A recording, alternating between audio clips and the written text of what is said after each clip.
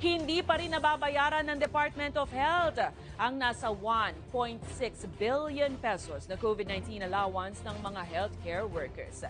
Nabunyag ang nasabing unpaid claims matapos tanungin ni House Deputy Minority Leader Marisa Magsino kung bakit hanggang ngayon ay hindi pa rin nailalabas ng ahensya ang pondo para dito dahil maraming health workers ang nagre-reklamo na hanggang ngayon ay hindi pa rin nila natatanggap ang kanilang COVID-19 allowance. Ayon naman kay Health Secretary Ted Herbosa, karamihan sa mga hindi pa nababayarang healthcare workers ay mula sa mga pribadong ospital dahil na rin sa matagal na proseso sa mga hinihinging dokumento ng pamahalaan. Samantalang, umabot naman sa 93% ng mga nasa pampublikong ospital ang nakakuha na ng naturang allowance. This year. So last April, the department actually wrote the Department of Budget and Management, and we're still awaiting their approval of a few billion pesos from the unprogrammed funds of DOH to be used for healthcare worker emergency allowance.